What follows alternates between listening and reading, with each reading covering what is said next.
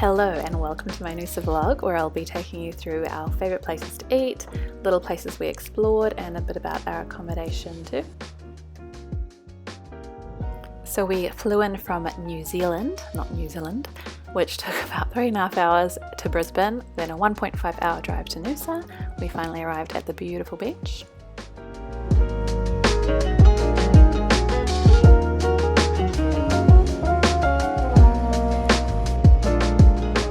As you'll see, there's a really stunning boardwalk along some of the nicer beachfront hotels, which we did not stay at, but it's pretty easy access for prams. One of the best parts of this beach is the beautiful cove and the fact you can walk up to the right on this boardwalk coastal walk, which is made so well with such great architecture that we would not find in New Zealand. So that was really easy with prams. We had a toddler, as you may have seen. Just stunning views everywhere back over the ocean, and Little Cove is about a 10-minute walk along that boardwalk.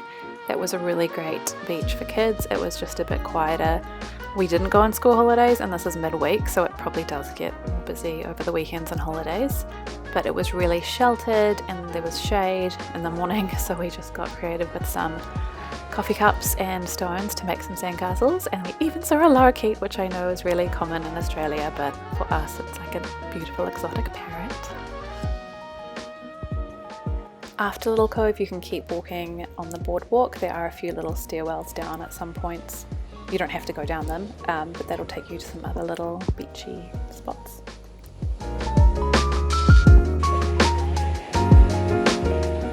And you'll eventually hit this car park, so you could just drive here to begin with and not do the walk. There is a little coffee kiosk and some bathrooms and stuff. And from here you can keep walking along the coastal track, which is smaller but concrete for a while and then sort of turns into a bit of a dirt track.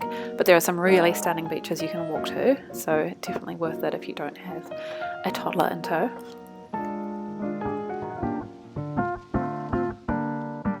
And here we are back at Noosa Beach, and now we're going to the other end, so the left end if you're looking out to the sea.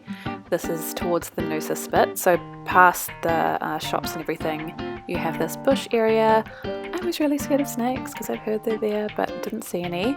This is also really pretty, flat concrete, just easy for most people to do. You'll reach the very end of the spit, which has nice views back over the whole beach. Now onto my favourite part, the food spots, casual food spots and desserts. So Olakino was by far our favourite acai. We probably went here 4 times. So this was the first time we went. Look at all that almond butter, oh my god. Different acai bowls that you can try, smoothies, and really good coffee too. It was probably my favourite coffee place there. Oakberry was also quite good. That was in the middle of Hastings Street, so we got that takeaway and we actually walked to the beach and had it there, so that's really nice if you want to eat something with a view. We also tried blended, which was pretty good too. I think it was just a bit more expensive. If you are Australian, you probably already know about yochi, but I didn't, and my goodness, it is delicious. So the toppings are just so incredible. You can get sort of hot brownie and cookie and chocolate, fresh fruit, all sorts of little candies and things, but also healthy toppings. And with the yogurt flavours, you have all the sort of classic ones, as well as frozen soft serve acai.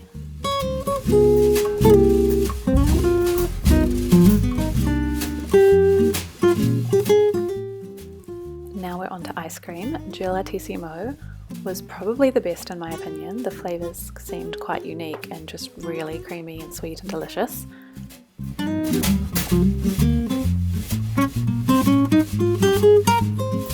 At the far end they also have Massimo's, and I think I remember this from Sydney. That was pretty good too. You can also find Happy Pops halfway down the street, which is great for kids, ice cream on a stick. I won't try to pronounce it, but this was our favourite coffee shop. We'd take it down to the beach. If you like people watching, you'll love this cafe Aromas with Parisian style seating, and you can just watch people go by. There's also a few other cafes along the streets. It does look really empty because I'm taking these videos usually early in the morning, but it does get quite busy.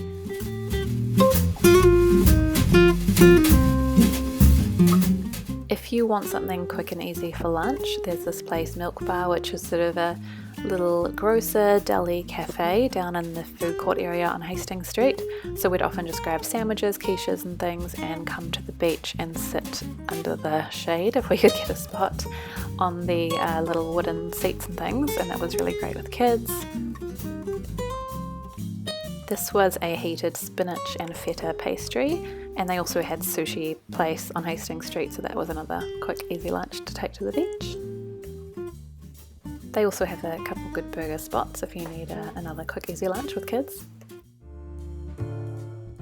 Restaurants, we didn't go to too many because we found one we loved and we kept coming back. So they do happy hour here at the beach house from 3 till 5 with cheap cocktails, oysters and just a really good food menu. Again, it looks pretty empty because we would always be here early for dinner and drinks, and again, not being school holidays or a weekend, it was just a bit quieter in Noosa. Highly recommend going then if you can. The salad's really good here, the pizzas were good and the cocktails were great, so at night it gets a bit more lively with a bit of live music sometimes.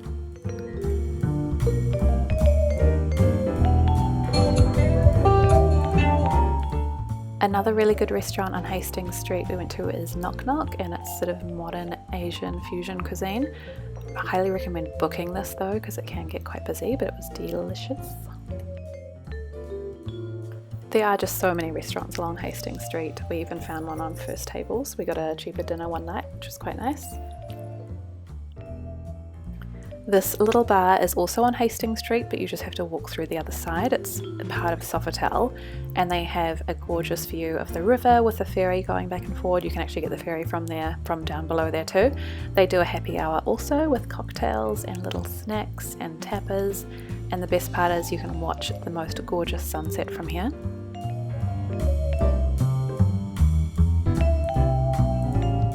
If you're not into shopping, this will only take about 20 seconds, but some really gorgeous little boutiques, like you've got your classic mall stores, Country Road, Dish, but quite a few other little boutiques too, and it's just a nice relaxing way to wander in the shade down the tree-lined street and explore. I had to buy some skincare, of course.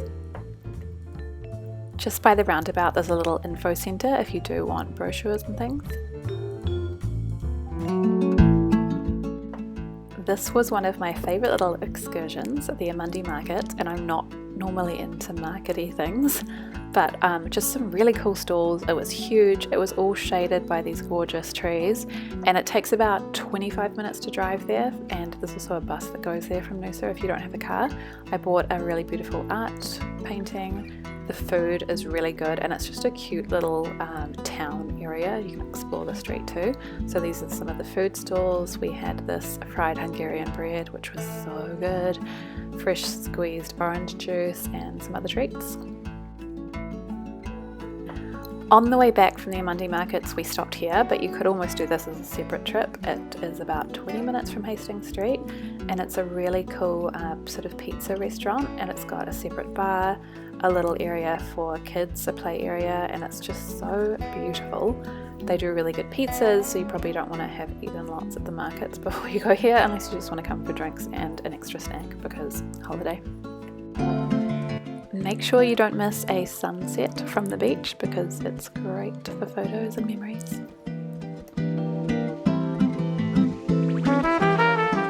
I'll just touch on our accommodation quickly. So we stayed at the French Quarter, which was near the entrance to the coastal walk, just across the road from the beach. And it was great. We had a 2-bedroom apartment, but I probably wouldn't recommend this for 2 couples because you can see the main room almost has these sliding doors that don't sort of close properly. But if you have kids, there's a proper bedroom with 2 beds, and there's a bit of a lounge set up with TV and kitchen if you need to make snacks and breakfast. And it has a really great pool. It's slightly heated, which was nice. Thank you so much for watching, and please like and subscribe if this helped you so I can keep making these little videos. And if you have any questions, feel free to ask in the comments.